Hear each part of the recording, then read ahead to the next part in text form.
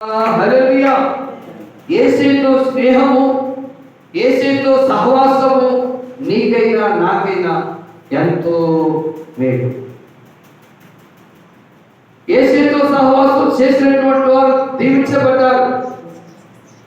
ఆ ఇంటికి వెళ్ళి వాళ్ళతో సహవాసం చేస్తాం, ఈ ఇంటికి వెళ్ళి వాళ్ళతో సహవాసం చేస్తాం. ఏమండి? ఆ వీటికి వెళ్ళి వాళ్ళతో సహవాసం చేస్తాం. ఏమండి?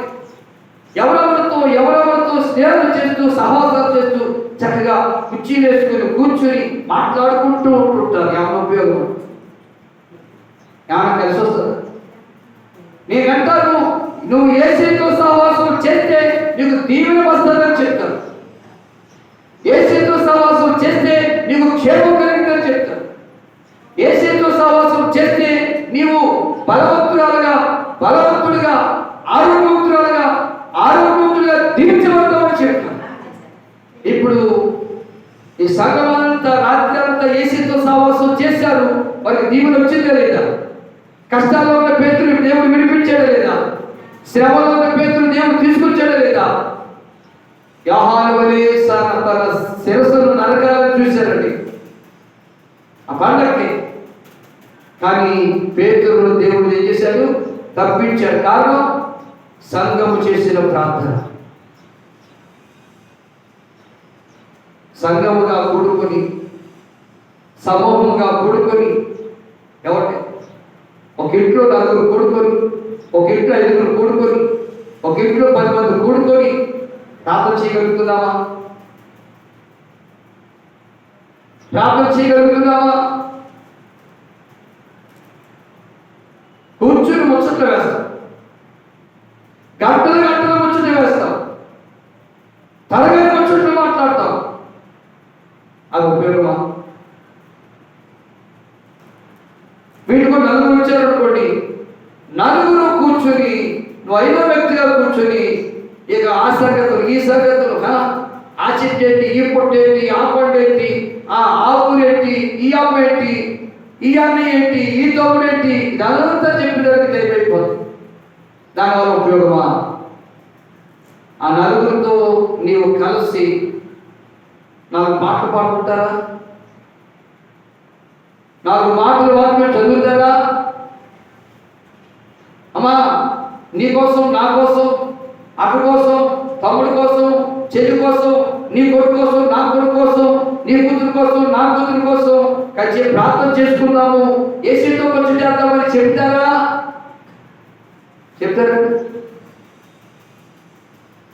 ఈ దగ్గరికి మిషన్ కుట్టుకోవడానికి వస్తారు, మిషన్ కుట్టున్నారు. ఇక ఎన్ని మాటలు చెప్పుతూ ఉంటుంటారో కానీ ఆ వచ్చిన కానీ ఏ మాట చెప్పిందేమో అనుకుంటారు. ఈ జాకెట్ అలాగా, ఈ చీర ఎలాగా, ఆ ఊరు అలాగా, ఈ అమ్మ ఎలాగా, ఈ ముచ్చట్లకి సరిపోతాయి. ఏమంటే ఇక ఈ దగ్గర పడతారు ముసలోళ్ళు, వాళ్ళ పెద్దమ్మ, వాళ్ళ అత్త, వాళ్ళ పిన్ని, ఈ ముసలోళ్ళంతా వస్తారు ఈ ముసలం దగ్గరికి. ముసలోళ్ళు ముచ్చట్లు, అందుకే ముసలమ్మ ముచ్చట్లు కట్టి పెట్టి అని ఈ కోసమే పాట పాడారు. వచ్చిన వాళ్ళకి ఏమన్నా మరి చదువుకుందిగా, 10వ తరగతి చదివింది. వచ్చిన వాళ్ళకి ఏమన్నా వాక్యం చదివి వినిపిస్తుందా? లేదు. ఏమన్నా 4 పాటలు బాగా వినిపిస్తుందా? లేదు. నేను చెప్తున్నాను, ఇలా వచ్చిన వాళ్ళకి ఓ రోజు ప్రార్థన పట్టాడు ఇంట్లో, 2వ రోజు మీ దగ్గరికి వస్తే చూడు, 2వ రోజు ఆ దగ్గర పాటలు ప్రార్థన ఉంటుంది, పాటలాడుతుంది. రాదు. ఎందుకంటే సాధారణంగా వస్తారా? ప్రార్థనలోకి అయితే అక్క దగ్గరికి వెళ్తే ఒక పాట పాడుతుంది, అన్న దగ్గరికి వెళ్తే ఒక వాక్యం చెప్తాడు, ఆ చెల్లి దగ్గరికి వెళ్తే కాస్త ప్రార్థన చేస్తుంది అని ఆసక్తి పుట్టాలంటే మనం ఎవరితో సహవాసం చేయాలి? యేసుతో సహవాసం చేయాలి. మరి ఎవరితో సహవాసం చేస్తున్నాం? సమయం అంతా వృధాగా పాడు చేస్తున్నాం.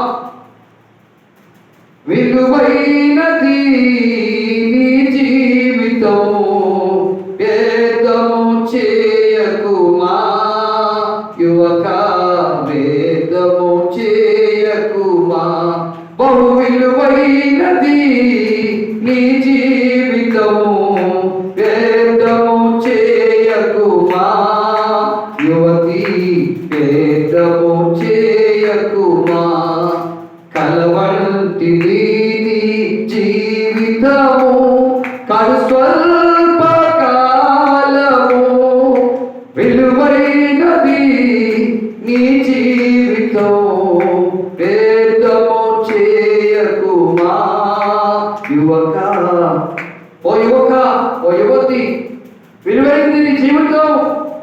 చేయొద్దు. నిన్ను ప్రేమించు యేసు నీ జీవితం నూతన సృష్టిగా మార్చును. ఏం చేస్తాడమ్మా? నిన్ను ప్రేమించిన యేసయ్య నీ జీవితాన్ని నూతన సృష్టిగా మారుస్తాడు. పాపము క్షమించి రక్షించును. నీ పాపాన్ని క్షమించి నిన్ను రక్షిస్తాడు. ఆ మోక్షమందు నీ ముందు యుగ యుగములు జీవింతు నీవు నిత్యము ఆనందింతు. ఎక్కడ ఆ మోక్షమందు నీ ముందు యుగ యుగములు జీవింతు నీవు నిత్యము ఆనందింతు. 9వ తరగతి చదివేటప్పుడు నేర్చుకున్న పాట.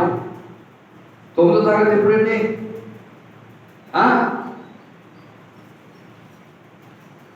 87వ సంవత్సరం, 86, 87వ సంవత్సరంలో 9వ తరగతి చదువుతున్నప్పుడు ఈ పాట నేర్చుకున్నాను. ఎవరిని? మరి ఆ పాట ఇప్పుడు అవలేదుగా పాడుతున్నా. మీరు ఎప్పుడు నేర్చుకుంటారు ఈ పాటలో? వీళ్ళ పాట పాడరు, మరి ఎప్పుడు పాడతారు? ఆ పాటల పుస్తకం పట్టుకొని బోర్డులో వచ్చిన పాట బట్టి ఈ రోజు ఈ పాట నేర్చుకోవాలి. యేసుతో సహవాసం చేసి నేర్చుకోవాలి. మా అమ్మతో సహవాసం చేయను, మా పిల్లలతో సహవాసం చేయను, మా అత్తతో సహవాసం చేయను, మా అమ్మతో సహవాసం చేయను అని దిష్టి వేసి భాష పెట్టేసుకుని బోర్డు దగ్గర పెట్టుకుని ఓ పాట అదే పాట పాడుతూ రాదా? ఎందుకు రాదు అంటే వస్తే అంతా వస్తుంది. అలా అనుకోండి. నా యేసు మాటలే పాటలుగా పాడాలి ప్రతి హృదయం కడవరకు. పట్టుతుంది. నా యేసు మాటలే పాటలుగా పాడాలి ప్రతి నోరు. మరి మా పాట పాడండి, నేను పాడండి పని చెప్తారు. మరి ఎప్పుడు పాడతావు? పర్వములు పాడతావు పాట. మరి అమ్మ పాడు అనుకోండి, యేసు ప్రభు నేను పాడండి. మరి మీరు ఆదరణ గారు ఏం నేర్పడాడు? నువ్వు పాలు పట్టుకెళ్ళి తాగున్నాడు, ఏం నేర్పడా? నేను అంటాను, నన్ను పిలిచాడు ప్రభు పాడవలనయ్యా, నేను నేర్చుకోలేదు పాడవలనయ్యా అంట. అప్పుడు ఏమవుతుందో చెప్తావు? చెప్పండి, ఏమవుతుందో చెప్తావు? పరలోకంలో పాట పాడాలా? కొత్త పాట పాడాలా? కాబట్టి ఇక్కడ పాటలు నేర్చుకోవాలి. పాటలు నేర్చుకోవాలి, ప్రార్థన చేయడం నేర్చుకోవాలి, సాక్షి చెప్పడం నేర్చుకోవాలి, సువార్త చెప్పడం నేర్చుకోవాలి, ఆరాధించడం నేర్చుకోవాలి. నువ్వు నేర్చుకోవడానికి వచ్చింది బైబిల్ పట్టుకుని గుడికి. నేను అమ్మకం చూడాలనుకున్నారా? నా మర్చిపోకండి. ఏమన్నా ఎందుకు వచ్చాను మీరు? నేర్చుకోవడానికి. ఆయన అన్నాడు, నువ్వేం నేర్చుకోరా బాబు నన్ను అడుగుతాడు. నేను కూర్చోబెట్టి పెంచుతుంటుంటే అది ఏలేసి విజిలేసి ఏమన్నా పూని ఊది, ఎండలో ఊది, అడుగులో ఊది, కొండల కాడ ఊది, చిన్న ప్రమాదాల కాడ ఊది, ఉద్యోగం లేకుండా తీసుకొచ్చి బ్యాంకాలు కూర్చోబెట్టి ఇక గడిపిన అన్నం పెట్టే తోటి నువ్వేం నేర్చుకోరా అని అడుగుతాడు దేవుడు. మనమ్మా తలకపై నీకు ఎన్నిసార్లు చెప్పిన బుద్ధి రాదు. ఎందుకు చూసి బైబిల్ చదివేద్దా ఎందుకు? మొయ్యి బైబిల్ మొయ్యి బైబిల్ నాకు ఎందుకు పోతుంది నీ చూపు? వాక్యం విను. ఎవరిని రేపు ఏం నేర్చుకోరా నన్ను అడిగితే నేనేం చెప్పాలి?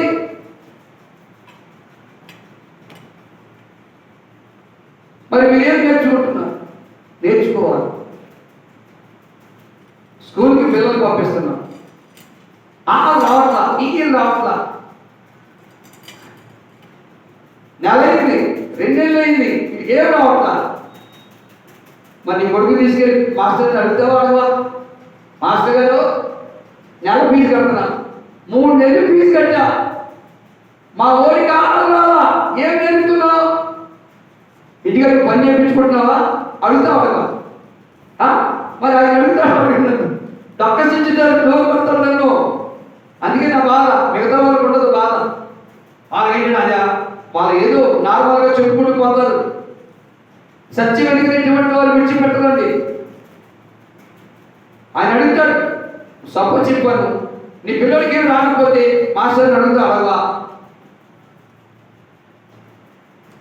నెల ఫీజు కడుతున్నావు, 3 నెలల ఫీజు కట్టావు, వాళ్ళకి రాలేదు, మరి ఏంటి? ఏ మాస్టర్ నేర్చుకున్నావు నేర్పడలేదు మా పిల్లలకి, మా పిల్లల చదువులు ప్రయోజనం కావాలని లేదా నీకు? నెలగా జీతం తీసుకుంటాం కదా మాస్టరు, అడుగుతాం. అలా మరి ఆయన అడగడా? అందుకే మీకు నొక్కాలిచ్చి మీరు పెట్టినా పెట్టకపోయినా, ఇచ్చినా ఇవ్వకపోయినా, వచ్చినా రాకపోయినా, వచ్చినోడికి చెప్పే సత్యం ఎందుకంటే ఇందుకే. మీకేమో అలగటం నేర్చారు, సరగటం నేర్చారు, ప్రాంతం మానేయటం నేర్చారు. ఎవరు నష్టపోతారు? మీరే నష్టపోతారు. నేనేం నష్టపోను. నన్ను ఎప్పుడైతే పోషిస్తాడు ఆయన పని చేస్తా. ఈ ఊరు కాబట్టి ఇంకోబోరు.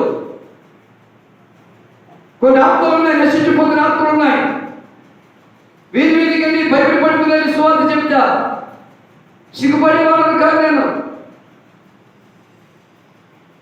దేవుని పని చేయడానికి సమర్పించుకొని వచ్చినటువంటి వ్యక్తులు నేను. ఎక్కడైనా దేవుని పని చేసుకుంటా. కాకు ద్వారా ఆహారం పంపిస్తాడు ఆయన. వెళ్ళిన ప్రతి చోట కూడా ఆయన మాటలు నేర్పాలి. ఆయన మాటలు నేర్పాలి. ఏమండి? సాక్షి ఎలా చెప్పాలో నేర్పాలి, ప్రార్థన ఎలా చేయాలో నేర్పాలి, ఆరాధన ఎలా చేయాలో నేర్పాలి, వాక్యం ఎలా చదవాలో నేర్పాలి. ఇది ఆత్మీయ బడి. ఇది ఆత్మీయ బడి. మీరు విద్యార్థులు, నేను ఉపాధ్యాయులను. ఇది ఒక వైద్యశాల. మీరు రోగులు, నేను వైద్యుడను. ఆయన మాటలే పరమ ఔషధం. ఆయన వాక్యమే ఒక పరమ టానిక్, ఒక ఔషధముగా పనిచేస్తాయి. కాబట్టి దేవుని ప్రజలారా, ఇక్కడ ఉన్నాడు కీర్తనకారుడు. చక్కని మాట, మరొక మాట చూద్దాం, మాట చదువుకుందాం. ఈ 2వ కీర్తనలో